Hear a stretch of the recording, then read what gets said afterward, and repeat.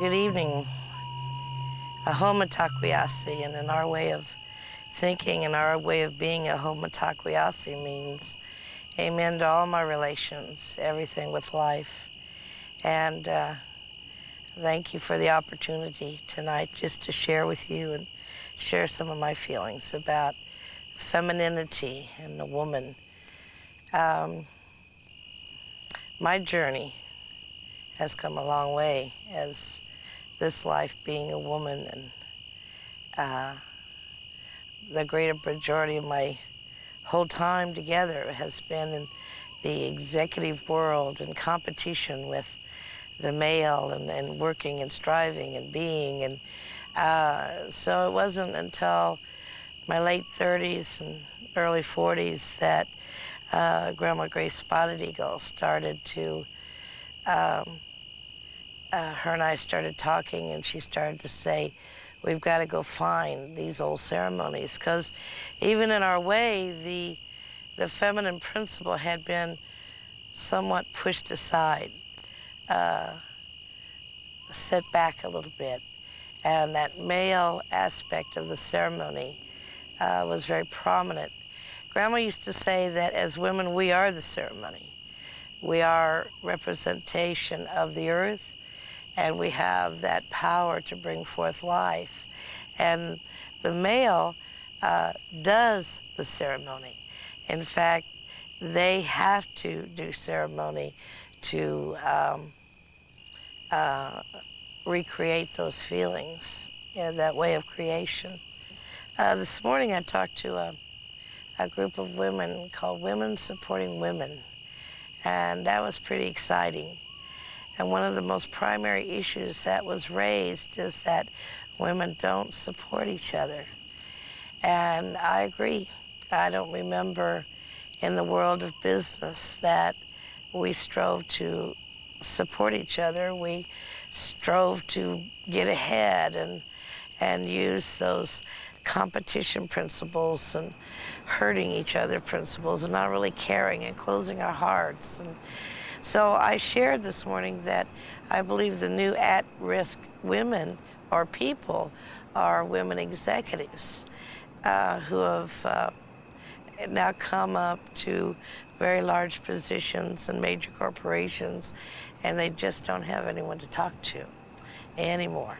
And so all kinds of diseases in the feminine are beginning to happen, of stress and cancer.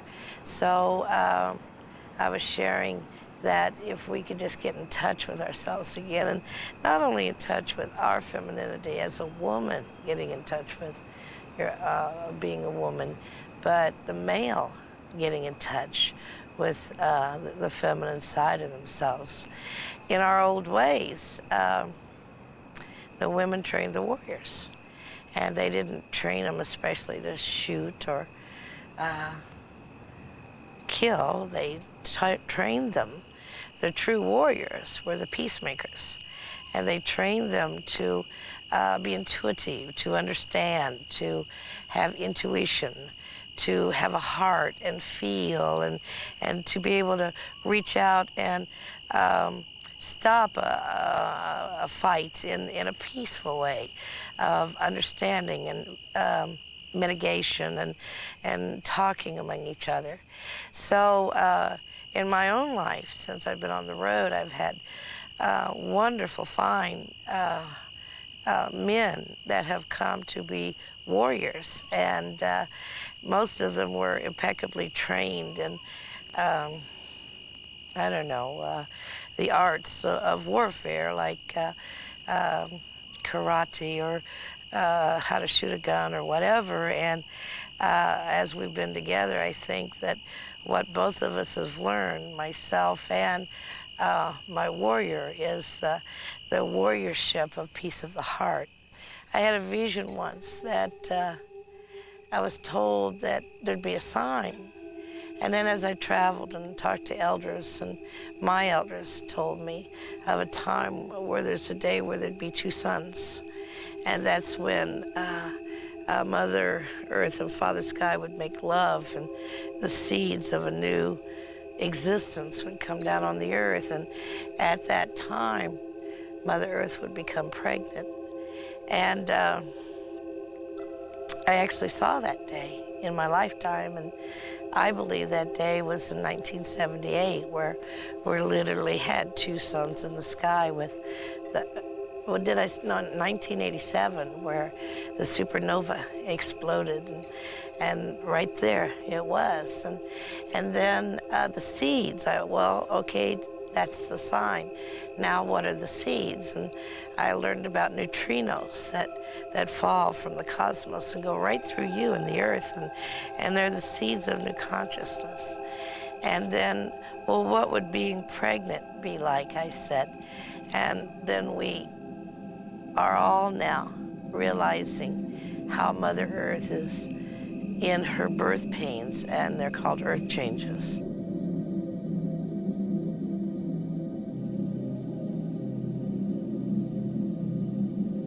So what would the baby be? And then one of my elders said, well, the baby will be the year 2000, the new age, the new world, the new religion, all the words that people are saying, the new millennium.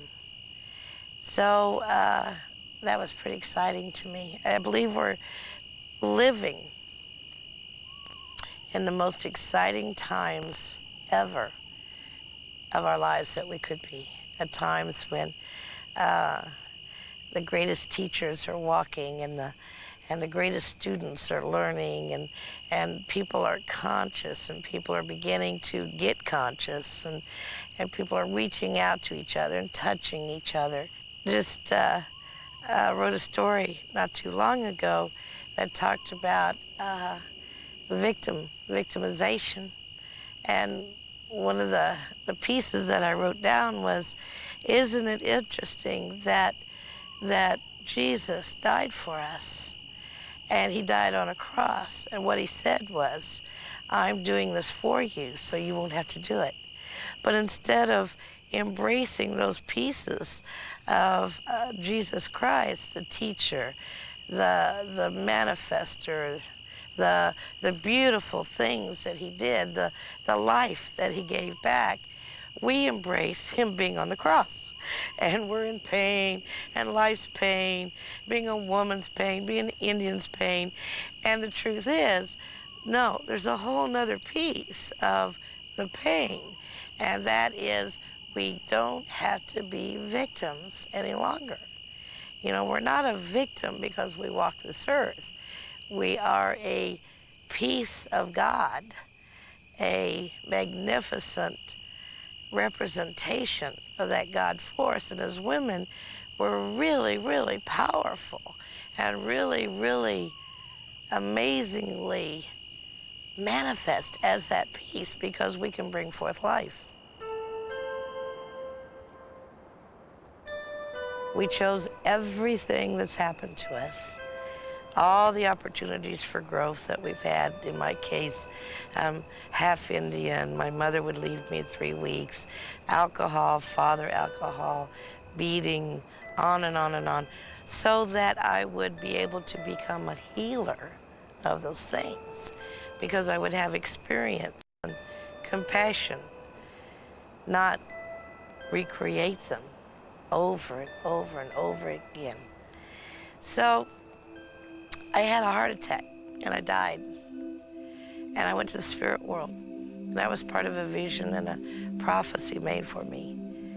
And when I was in the spirit world, the Spirit said, you chose all the things that have taken your life up to this moment, and you have only used them as excuses. Now go down and use them as strengths. Wow. So, as a spirit interpreter, one of the things that I see when someone would come to me, they say, tell me what my purpose is. Tell me what's wrong with me. Tell me what can you tell me to help me? And none of those things I can answer. Only they can answer those questions, only they. All I can say is, perhaps you should vision quest. perhaps you should seek your answers from the Spirit. I can help you, guide you with that, but you have to answer your own questions. So what is a vision quest? A vision quest is a 2,000-year-old ceremony. It's not a workshop or a lecture, and you don't just pay some money and get a ticket.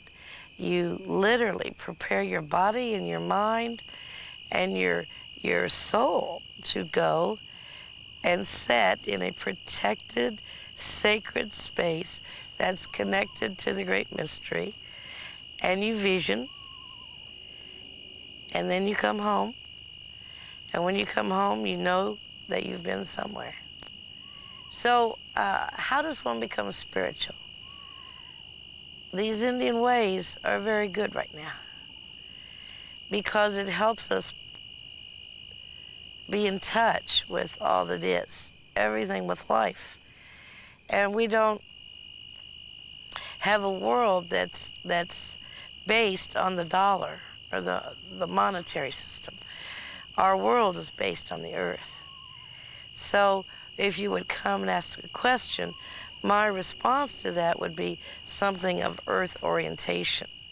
Perhaps simplistic, to hug a tree, to setting on the earth, to making a spiritual trek, perhaps to a sacred place.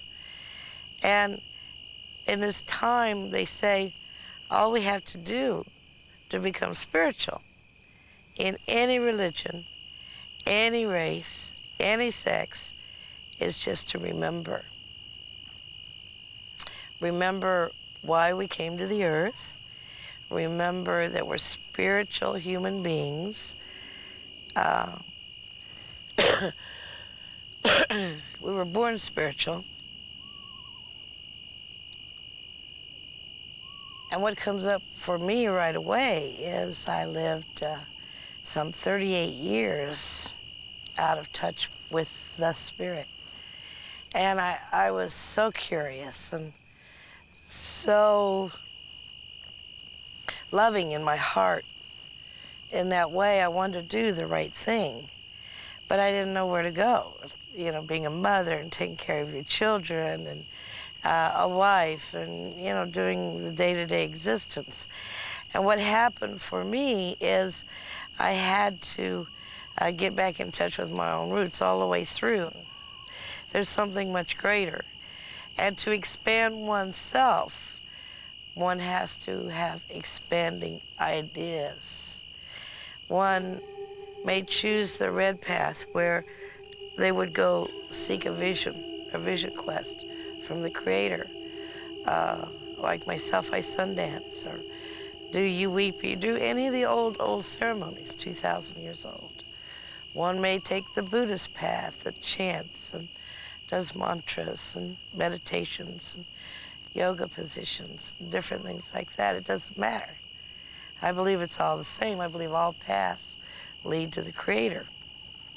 You know, I told you that I had died and I had a vision on the other side and talked about that I needed to come back and do my work. And I laughingly would always say they forgot to send the book with me, and I had no idea what my work was.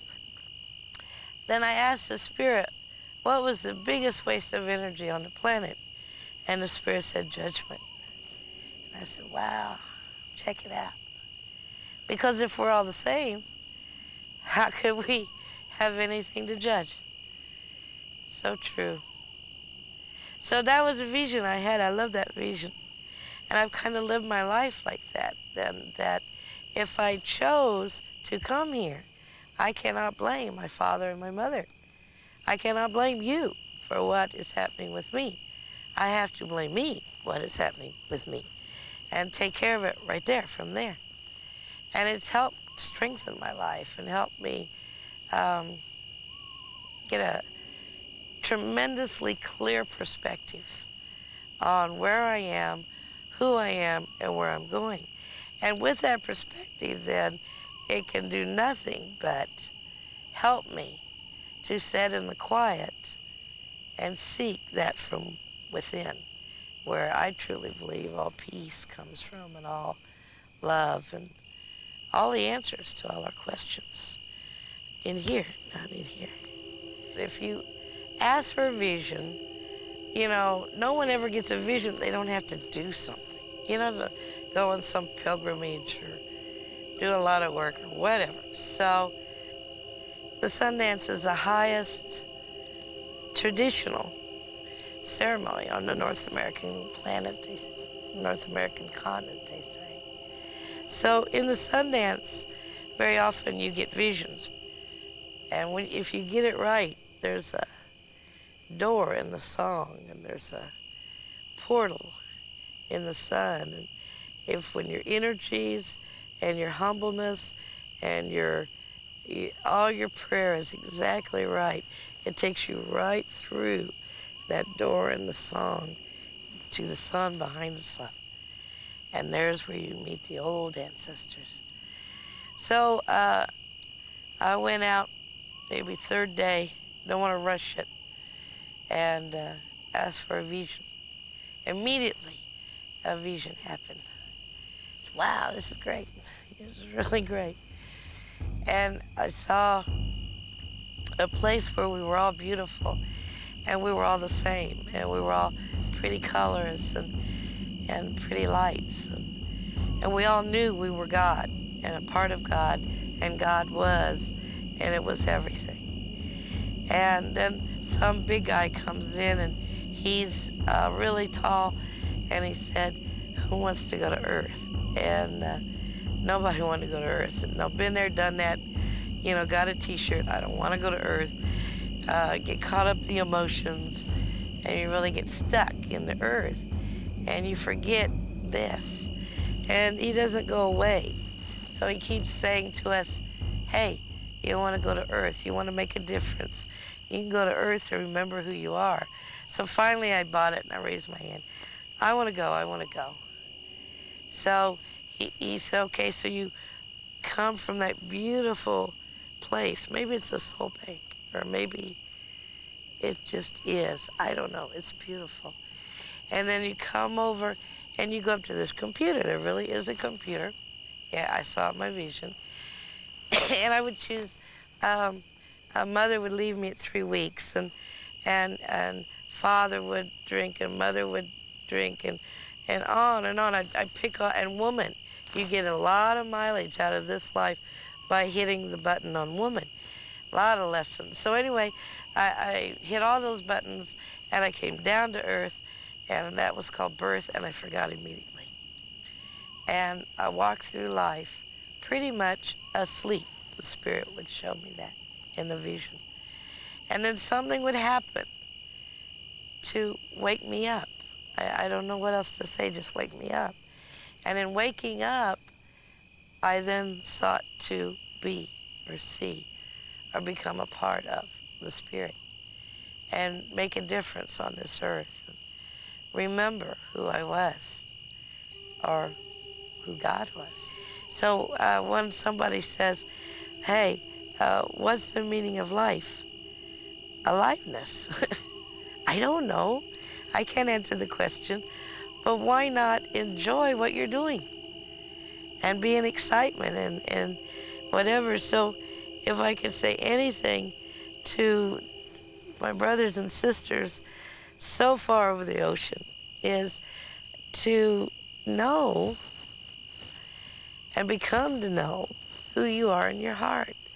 And the more you get in touch with you and where you're going and what you're doing and who you are and why you came, the closer we're going to come to peace, because I believe that's the only place peace comes from, is from inside. Because if we can be at peace with us, at abundance with us, at joy with us, and at celebration with us, then I believe that's the answer. I think one of the things that people today, they want everything perfect. They don't want to put themselves out. They want their little boxes and their life and their bank account and their car and their cameras and their lives to be orderly and perfect and whatever. But the universe is not perfect. It was built on chaos, and it was built to be ever-changing and always and receptive and modes where you had to be just open to whatever opportunity. So when somebody come out, they want to be in a spiritual gathering, well, good, cut the potatoes. No, I don't want to do that. Sweep the floor. No, I don't want to do that. I want you to teach me. And I will say, I am. Cut the potatoes, sweep the floor. That's the teaching. Because life is a ceremony. You know, the truth is, the only thing we can do to be 100% spiritual, totally enlightened human being is to live your life abundantly, happily, and totally in tune with that, with everything around you. And someone says, oh, I'm in tune. I know what's going on. But that person may have walked by someone hungry. Or that person, the people next door beating each other. Or they're kicking their cat and not letting anybody see. No, your whole life has to be in tune. You know, you can't miss one single opportunity. Like, if there's someone that needs a jacket, give it to them. And your jacket will come back just like that, really fast. If someone needs food, give them food. Jesus said that he would come and he'd knock on the door. Who would answer? So what are you going to say over the door? No, you don't look right. You got a beard. You got sandals on your feet. Go away. You see?